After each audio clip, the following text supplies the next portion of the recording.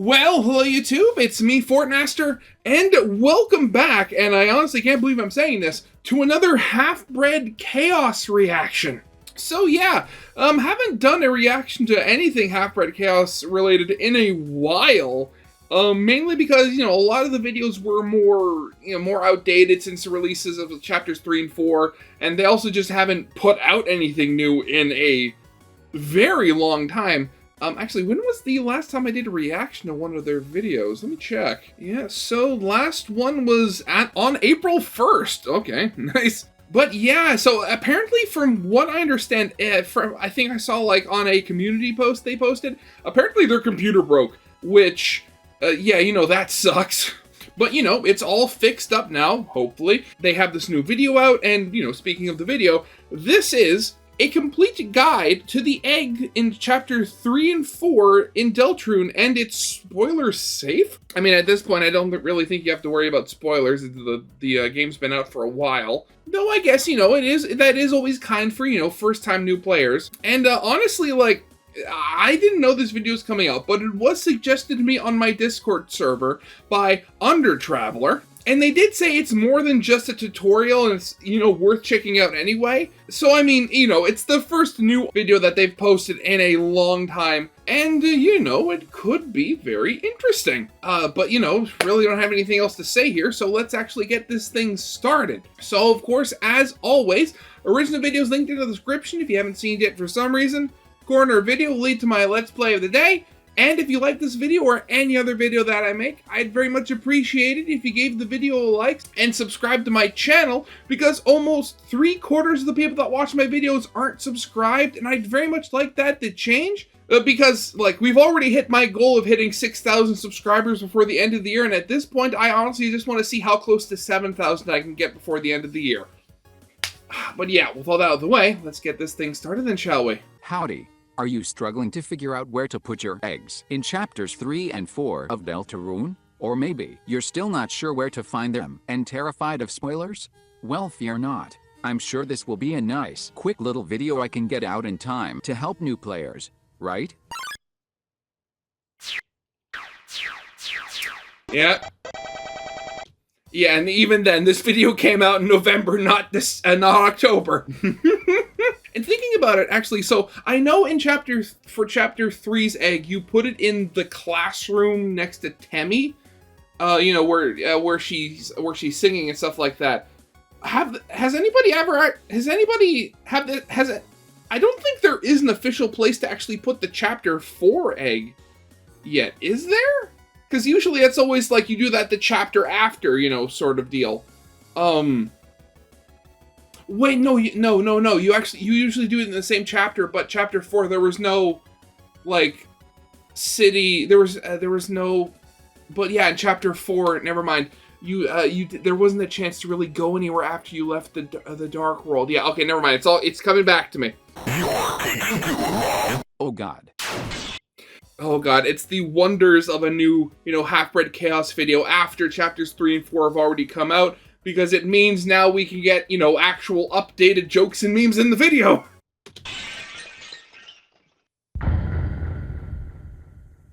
So, let's say you have an egg, but where do you put the egg? Does it go in the fridge? The flower shop? The konbini? Nope. Try as you might, there's nowhere to put these eggs. Trust me, I looked at the code. And, wait, did they change the way the code for flags now? Oh God, everything is different. Nonetheless, Oh no, Toby specifically made it harder to find out where things are. That specifically reminds me, I remember, going back to the whole, like, Toriel trigger that changes the sprites in the chapter 3, like, mini games and stuff like that. Like, I am certain at this point that, there's gonna be a couple of other, like, really weird hidden triggers in there that you just have to randomly switch from true to false or vice versa, and that's how you get the true ending of Undertale or something. I assure you, there's no place to put the egg in chapters 3 or 4, no matter what a certain NPC might say. If you're a coder looking to check for yourself, the flags for chapter 3 and 4's eggs are global flag 930 and 931. But then, how can you be sure your precious eggs are being saved from chapter to chapter? There are 2 ways to tell. You can go to the school to check the desk next to Tem, same as the other chapters. And, minor spoiler warning Okay, I honestly didn't realize that's what that was. I thought you just put the eggs there. Never mind. starts now. You can look for the man in the light world who waves happily to you in Chapter 2. That's right, he's in Chapter 4. So, here's how I'm gonna play this. If you want... Wait, no, yeah, he is in Chapter 4. It's that bit. He's like in the diner or something like that, if I remember correctly. Text only hints on how to find him or the eggs. I'm going to flash those on screen now. Pause the video, read them, and if you want your spoiler-free guide, there you go. For everyone else, stick around and I'll give you the full step-by-step breakdown. Yeah, I'm watching the video for a reason. Okay, after you finish up at Noel's house, head to the diner, and if you got the Chapter 3 egg, there will be a man here ordering takeout who taps the box happily when he sees you.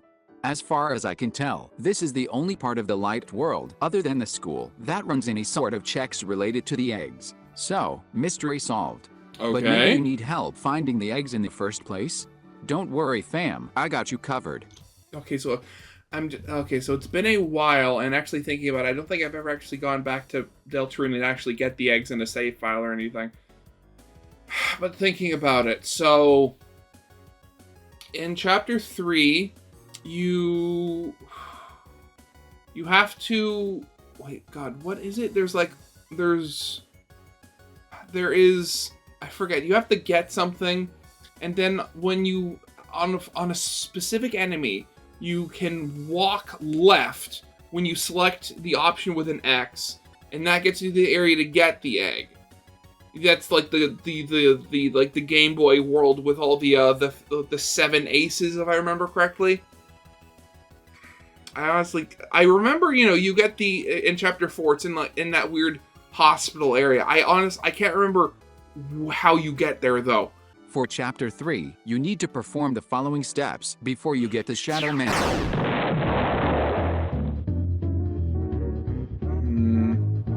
Oh, come on.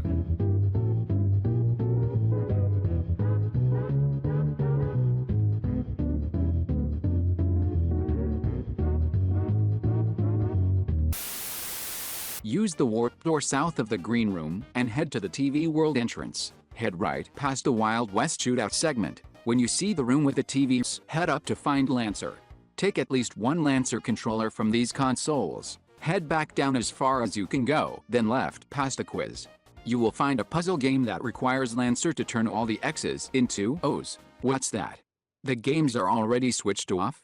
Okay, so jump to this timestamp, and I'll explain everything.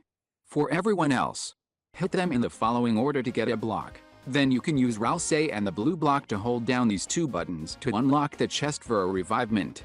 Now, before you leave the game, and this is very important, using Susie, pick up this blue block here and throw it so it lands between these 2 trees.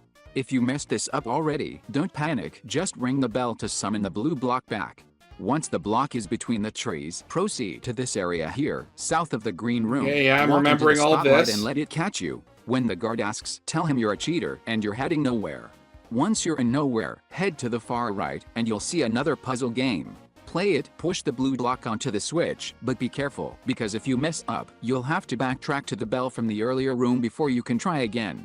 Once the blue block is in place, walk across the bridge and step on the big red button to unlock a path to your right. Exit the puzzle, head to the right, and you'll find a bibliox, which most likely is the hymn book Toriel keeps on the table. Plug into the puzzle game, and keep talking. It's most likely the hymn book. Oh, okay. That's one of those things I had never gotten that. Because, I always assumed, it was just sort of, supposed to be sort of weird and out of place, given that, it's a Chapter 4 in me. What's it doing here? But no, the fact the biblioxes in the church are most likely, the hymn books. And this is most likely the one that Toriel keeps. Okay.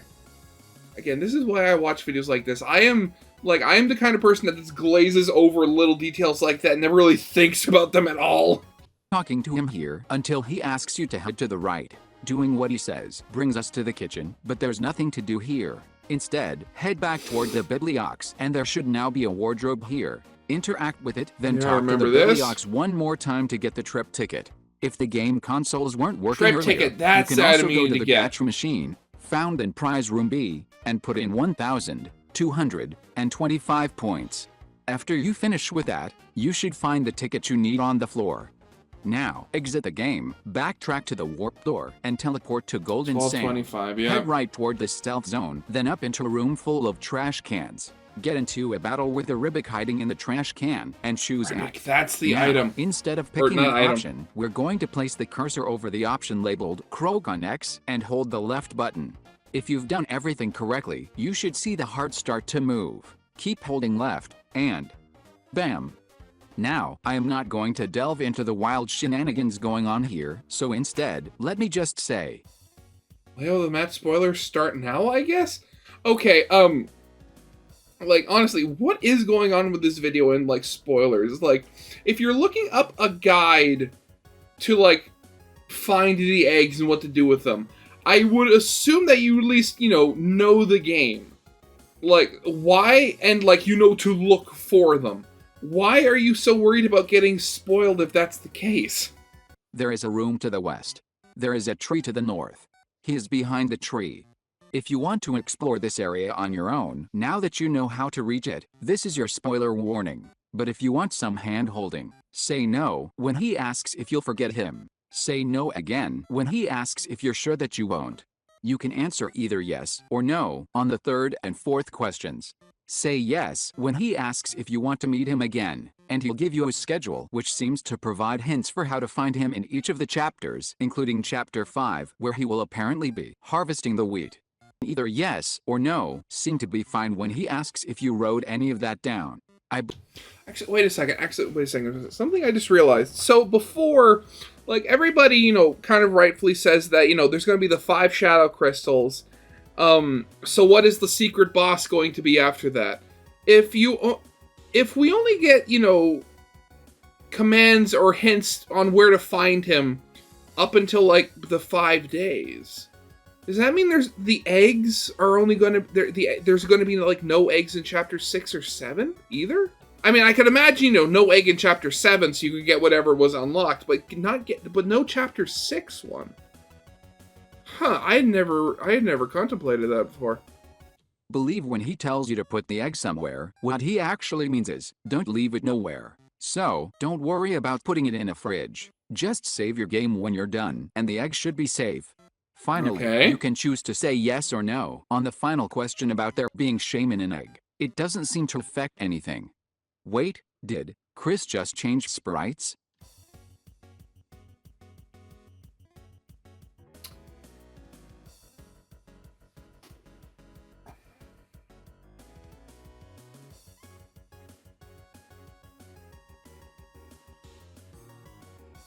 That is honestly the first time I've ever seen anybody talk about that. Because again, it's one of those things you never notice, because of course you'd think they'd be in their, their Dark World form. But no, yeah, they walk into this weird in-between place in the Light World form, and then get the Night World form after getting the egg.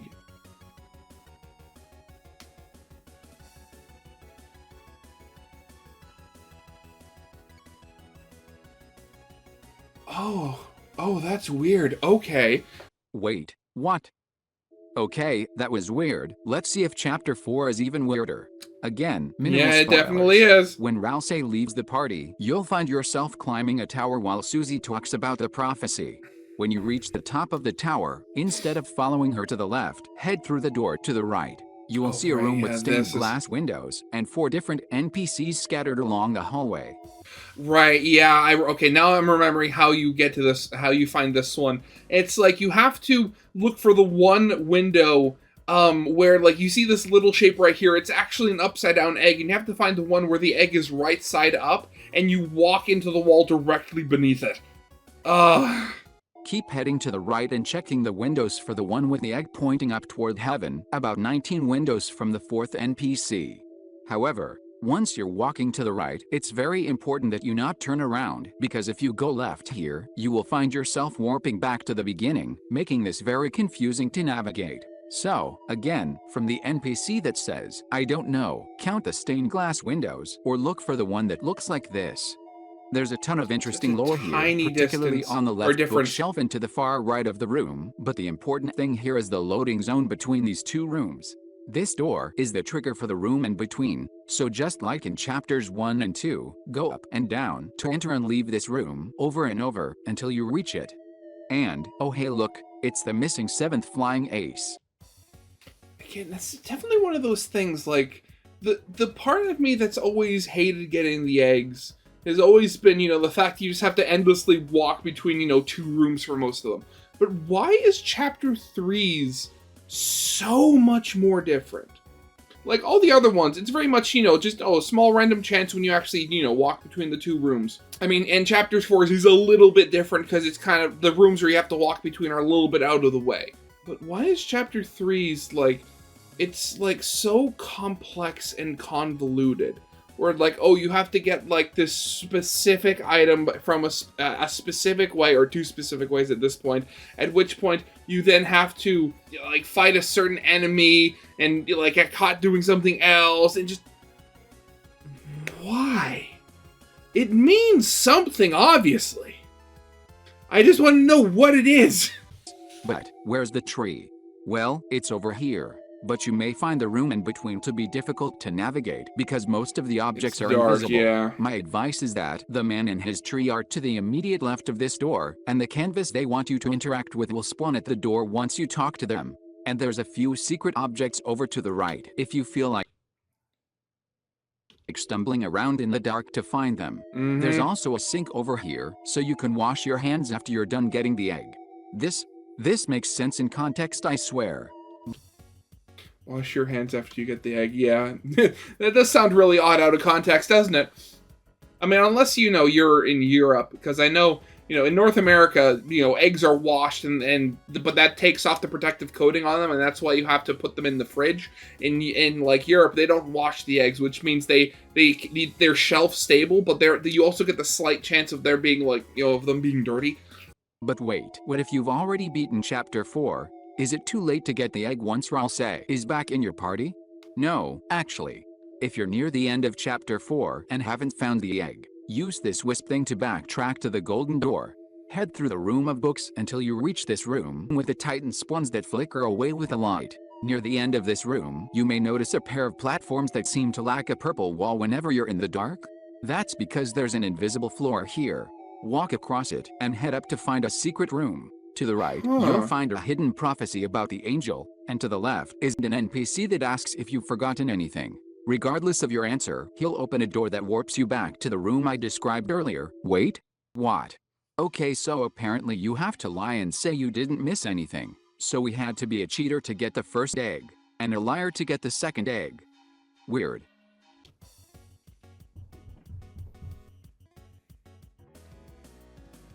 Okay. So...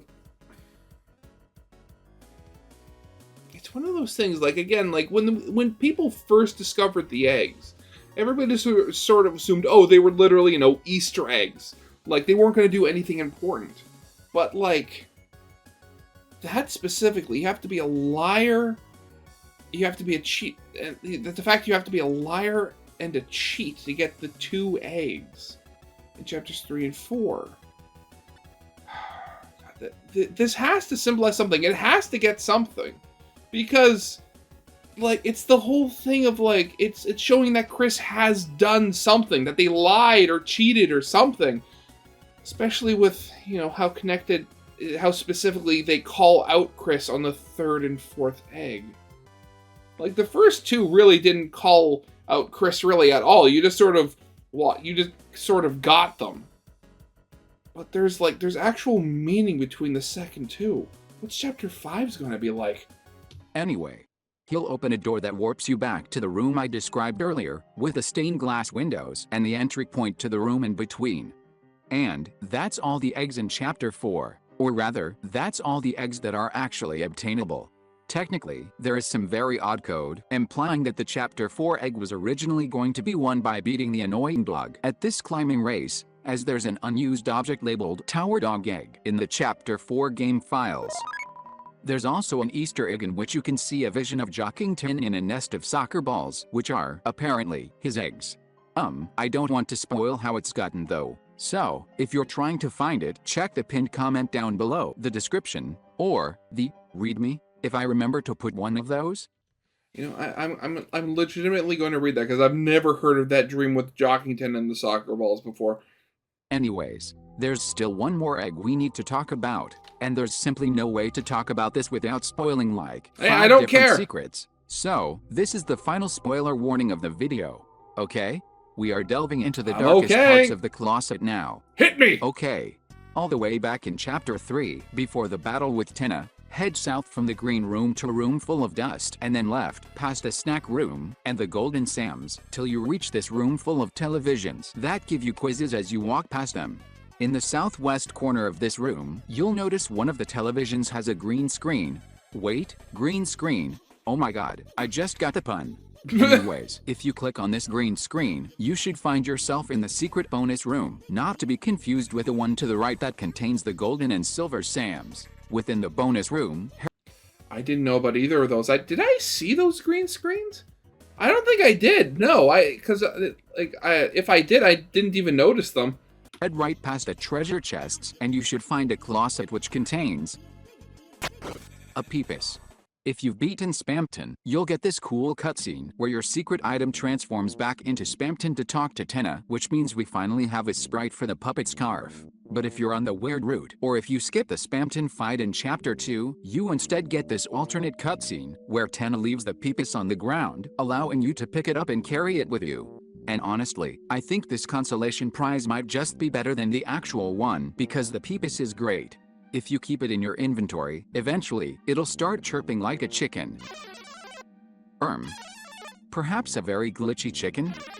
It chirps faster when you're in the Z-rank room, and, eventually, it'll mature into an older peepus with a deeper chirp.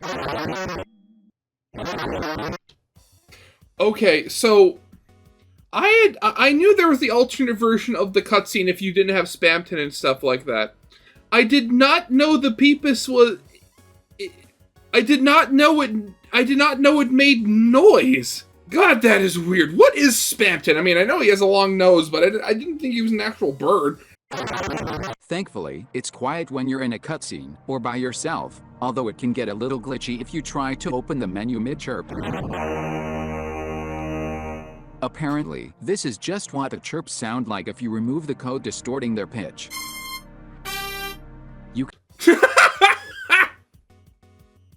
Of course, there's just the Spampton music sound effects. Blue caviar, right, yeah, Peepus is an egg. You can also silence it by placing it in storage, or Chris can eat it to heal for 100 HP, but only outside of battle, and your party will judge you for this, especially I like how Rosie is like, where'd it go? Noelle, who wanted to keep it as a pet, likely because it reminds her of a certain glitchy pet she had in Cat Petters. What's strange is, if you check the vending machine in the S-rank room, it seems to imply that the TV dinners are made from Peepus. Or, wait, are they only made from Peepus if you're playing on File 3? If you're playing on File 2, it says that the TV's pointy nose is used as an ice cream cone, and when you examine this vending machine during the second round, it says, "The TV dinners are great and healthy. The white nose ice cream cones are made from telephone noses."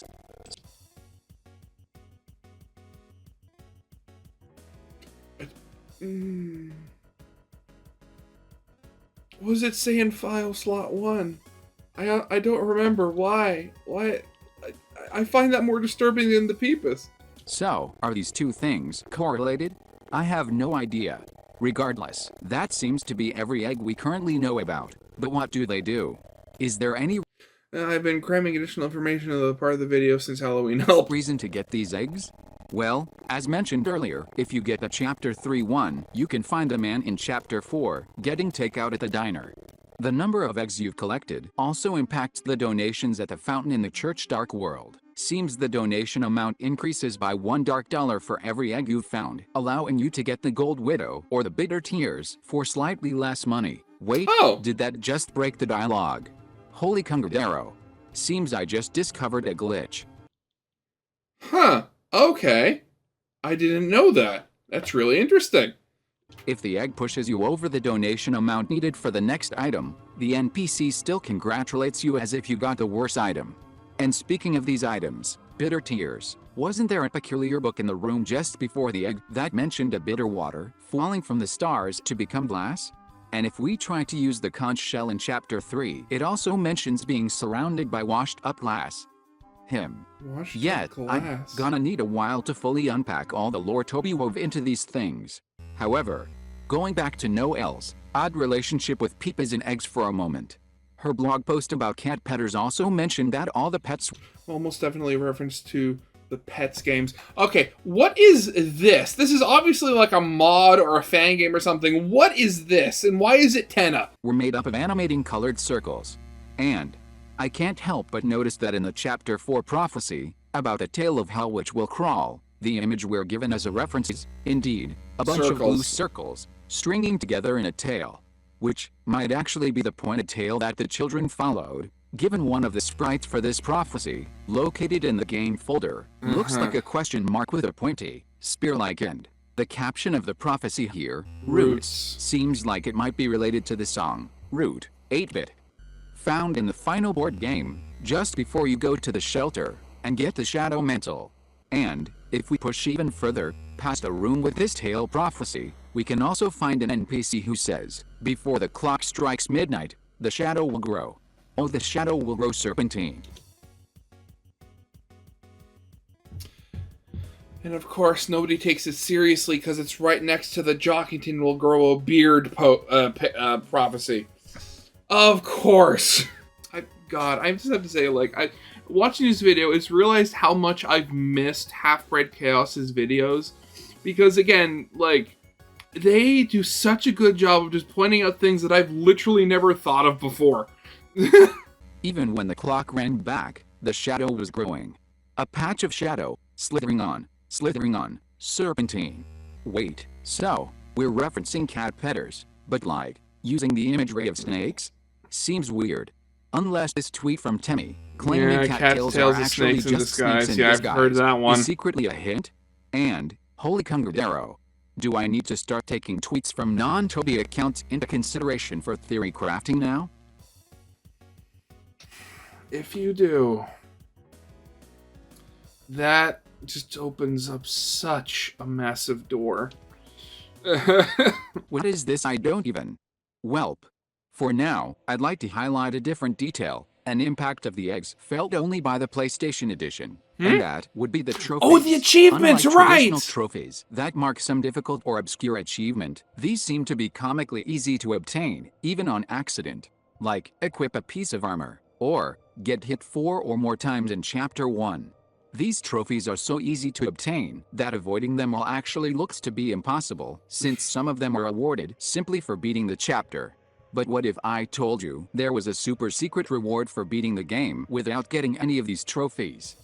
God, what was it? I know it had something to do with Gastra. It's like there's a special like end dialogue from him or something. Almost like there's a sort of anti-trophy outlined by the negative space between the trophies. A sort of shadow trophy, if you will. Oh no. If you beat the game without any trophies, instead of congratulating you for reaching the halfway mark, Gaster will say, interesting. You failed to achieve any marks. What are you? Name. I very much look forward to the next. But, how can you possibly get this dialogue if there's a trophy for completing each chapter? Well, you know how it says to complete the chapter without issue? Guess what the issue is referring to? That's right, Toby has made these eggs our issue. And, that is totally everything there is to say about the eggs in chapters 3 and 4, and there's absolutely no other major bombshell finds worth talking about. Wait? Hi. Toby? Okay, so, remember how I said you have to find... You didn't actually edit that part out completely. And the peepus, before you beat Tenna? At the time, I assumed this was because it wouldn't really make sense for Tenna to be back here, yelling at his employees if you weren't already at the part where he surrendered and agreed to help you. But, instead of using a simple if-then flag check, the code reads, if global plot is less than 320, set secret 1224, 1. And for the other door, with the two Sams that either love or hate, it reads, set secret 1225, 2. But why? What does this do? And why 1225? 1225, December 25th. Hi, we haven't... It's not like we haven't seen that number before. Wait, Isn't there a secret if we put that number of points into the gacha machine? Not gonna lie, when I first wrote this script, I was a little worried the gacha machine was a stretch to bring up, but apparently while I was gone, Toby added a patch that makes it even more relevant. You see, if you try to get the egg in Chapter 3, after you've already gotten a shadow mantle, you may notice that the gaming segments are all shut down. So, originally, this would have locked you out of the egg. But then, while I was gone, Toby added a patch to fix it. Now, if you go to nowhere with a shadow mantle and no egg, the bibliox there will tell you that the return ticket is underneath the gacha machine. And how do we move the gacha machine? That's right, we put 1225 points in there.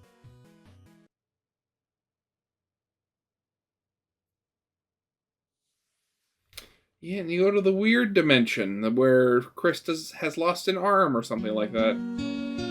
Oh, look everyone, we did it. We found December Holiday by turning her name into numbers. Mission accomplished? Wait, why did our hens disappear? Why did the gacha machine disappear? Why does the gacha machine use flag 1226 and not flag 1225? It's not like flag 1225 is being used.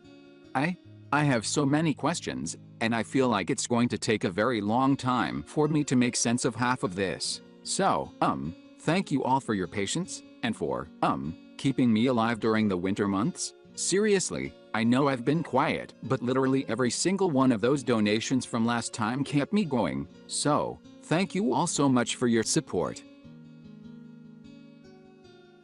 And the song without, left the rift. It is Okay, good music. Video over.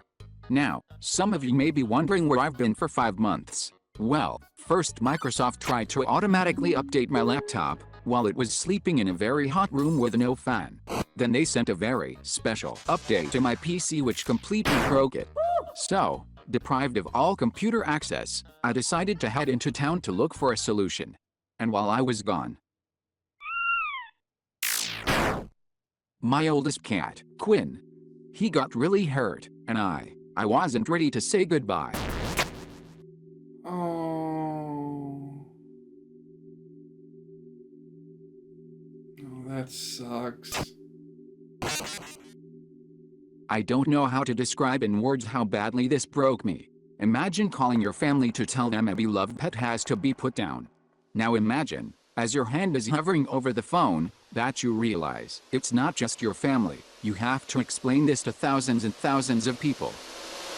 And then, months later, when you finally get your computer working. Tonal whiplash! Listen, I have the silver play button. I am great for beyond words, but if it's not too much trouble, could we maybe celebrate it next month instead? Halloween is more of a holiday for facing scary feelings anyway, right? So, let's all try to get through the scary feelings together. Speaking of...